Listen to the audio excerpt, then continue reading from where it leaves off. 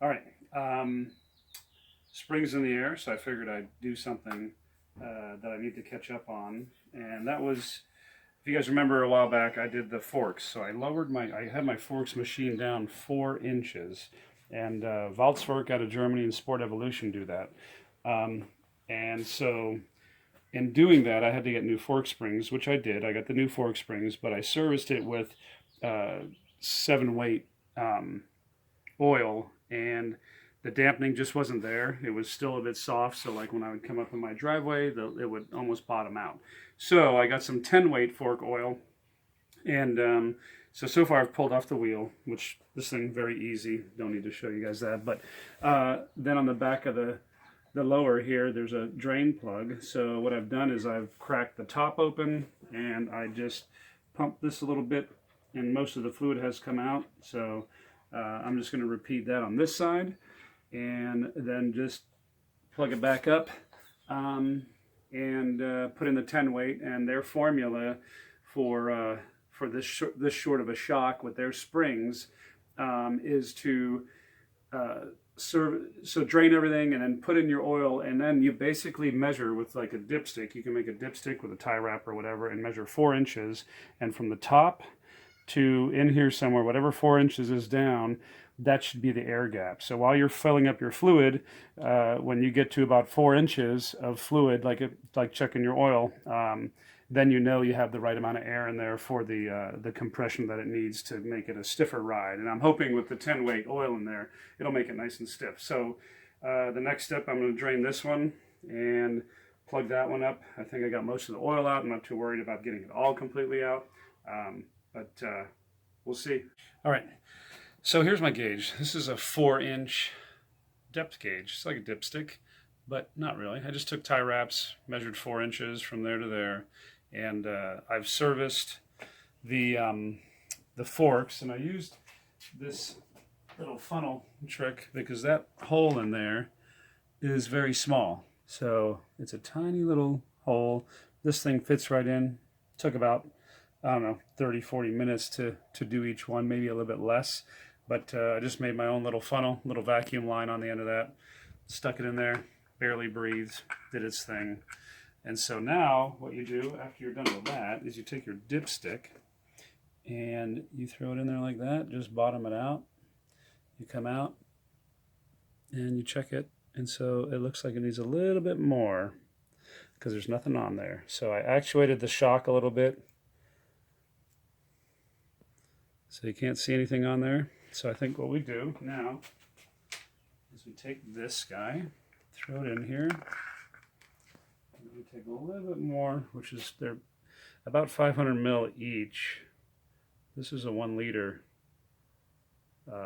jug, and I've used almost all of it. So the first fork, I did, and in the process too, I actuate them a little bit so it pulls some of that fluid, gets some of that air out of there.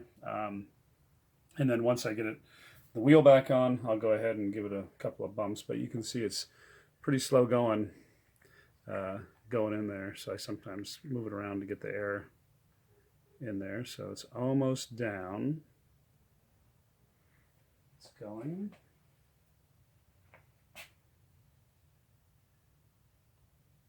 And also when you're actuating it, don't go too fast. It'll shoot crap all over the place, which I did a little bit earlier. Not too bad, but just a little bit. And so that's in there. I'll take my dipstick again and see where we're at. Should be pretty close. Yep, you can see a little bit above, but it might be still going down there. So this is how I slowly actuated them. I can't get that much. It already feels a lot better, stiffer. That'll get some of the air and some of the fluid circulated around. And you stick that in there, and yeah, a little bit better. Looks good. So now I'm going to close this up, and it's just this here bolt goes in there. It has a newer O-ring, and you just run that down.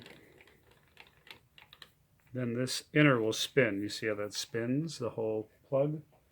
You have to get yourself a 17mm wrench, and just a nice and fair amount of torque.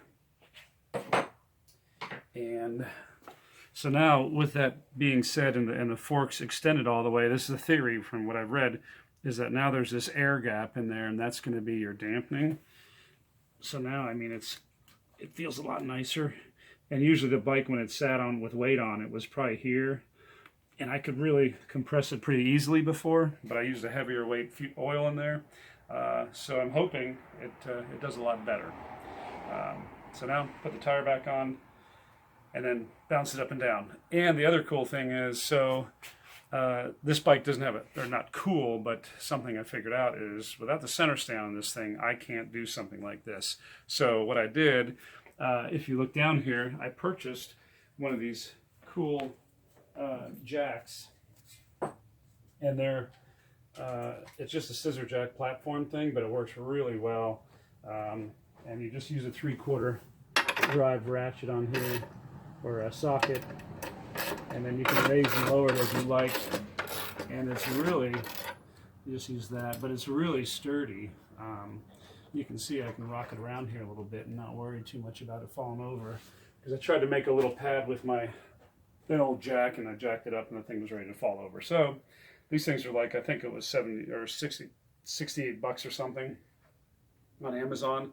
And reviews are, you know, guys hitting them with impact wrenches and ruining the threads, them falling apart. You can see I went up maybe 3 or 4 inches of bike. The tire barely sits off the ground. So I don't see what the big complaints are. There's nothing really there. It seems fine to me. Just don't hit it with an impact and drive that thing on.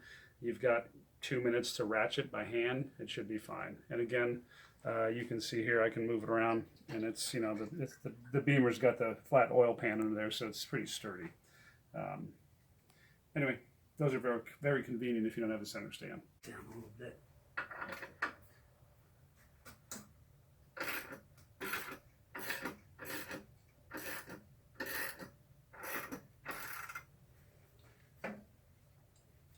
Okay, bit off there.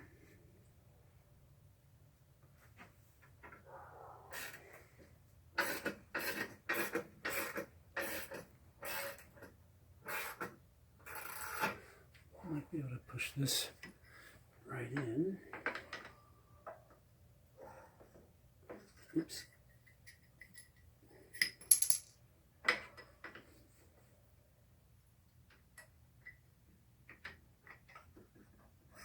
Ooh, look at that. So, did that. The spacer's in this one. And I might be able to, yeah, there we go. Very cool. So again, I use the jack, and so here my bolt goes in. Do that.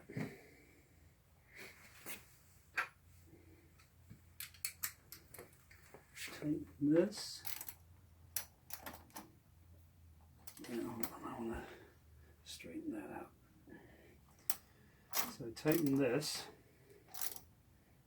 There's probably a torque for that. I'm not sure what it is. And then I'm going to tighten up the clamps on the forks.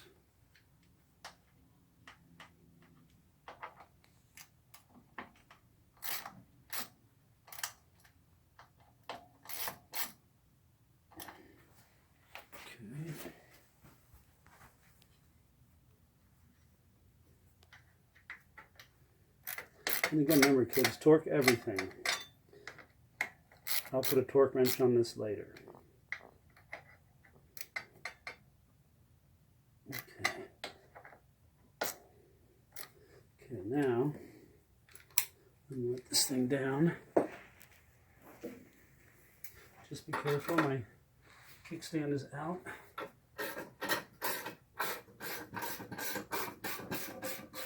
And just let it roll right over there. There we go.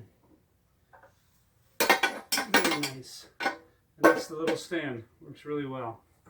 Now, moment of truth. Wedged under all this stuff. just to see what they feel like. Oh yeah, that's a lot stiffer than before, man. Holy cow. That'll be good.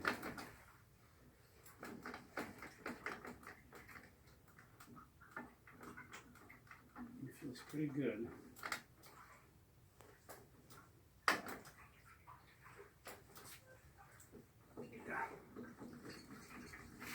Can't feel, there's no way I can get that down. Before I could compress this down to about 1 inch, but already that fluid feels a lot better, a lot sturdier. So, there we go. All right, test ride maybe this weekend. We'll see. There we go. There you have it. And this is the new parking spot for it, because I have such a tiny garage. Anyway, yeah, get yourself one of those jacks if you've got one of these. Really handy, really nice. I haven't done it with both wheels off, but I'm sure if you have an anchoring point, you can do it on either one. Anyway, all right, good deal. Test ride later.